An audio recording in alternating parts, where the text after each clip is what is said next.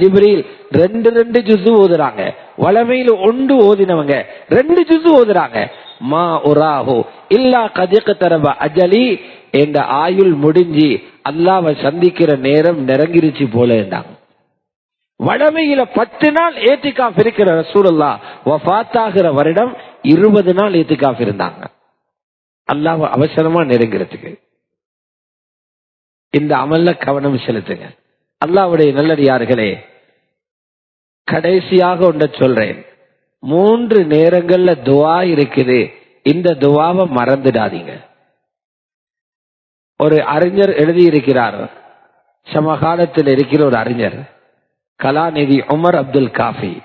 அவர் எழுதியிருக்கிறார், ரமலானில 90 மணித்தியாலங்கள் ஒதுக்குங்க துஆவுக்கு. நோம்புடைய சட்டங்களை பேசிக்கொண்டு போய் இடையில குறுக்காக வந்து முன்னாலுள்ள ஆயத்தும் ரமலான பத்தி இருக்குது, பின்னாலுள்ள ஆயத்தும் நோம்ப பத்தி இருக்குது. நடுவில் சொல்றான், என் அடியாறுகள் என்னை பத்தி கேட்டால் சொல்லுங்க, நான் பக்கத்தில் இருக்கிறேன் என்று. ஃபைன்னி கரீப், துஆ கேட்பவர்களுக்கு பதிலளிக்கிறேன் என்று சொல்லுங்க. நோம்பட துஆ முக்கியம். ஒரு மணித்தியாலம் துஆ செய்யணும். எப்படி ஒரு மணித்தியாலம்? எங்களுக்கு அரபு தெரியாதே. அரபியில எல்லாம் துஆ கேட்கறது கடமை இல்லை. தொழுகைக்குள்ள மட்டும்தான் அரபியில கேட்கணும். வெளியில கேட்கறது அரபியில கேட்க தேவையில்லை.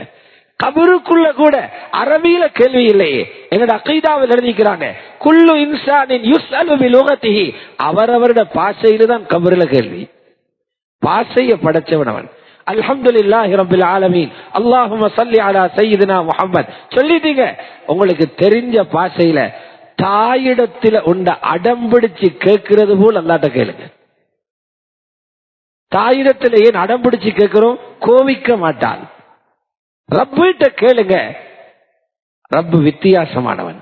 மனிதன் யாரிடத்துல கேட்டாலும் அடிக்கடி கேட்கும் போது கோபம் வரும். எங்கட ரப்பு எப்படி தெரியுமா? கேட்காத போது கோபம் வர்றவன்.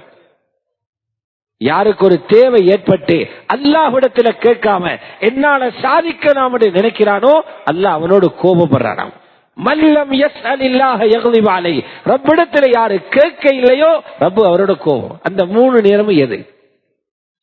ஒன்று சஹருடைய சாப்பாட்டுக்கு முன்னால தஹஜ்ஜுத் நேரம், தொழுகையோடு சேர்த்துடுங்க. அழுது கொண்டிருங்க, இவ்வளவு பிரச்சனைகள் இருக்குது யா அல்லாஹ், தீர்வு உன்னால மட்டுமே தர முடியும், இந்த தீர்வை தந்திரு. 2வது நேரம் ஃபஜ்ர், சுபஹ் தொழுதவுடன் போய்த்து தூங்கிடாதீங்க. பல அறிஞர்கள் அது முசீபத்துடைய நேரம் என்று எழுதுறாங்க. சுபஹுக்கு பின்னால இஷ்ராக், சூரியன் உதயமாகும் வரை உள்ள நேரம். இந்த நேரம் இருக்குதே, ஊரில் இருந்து ஹஜ்ஜும் உம்ராவும் செய்த நேரம். ஹஜ்ஜு உம்ரா செய்ய மக்காவுக்கு போகணும், பல லட்சம் செலவழித்து. ஊரில் உள்ளவர்களுக்கு அந்த நன்மையை அடைய அல்லாஹ் சந்தர்ப்பம் கொடுக்கிறான்.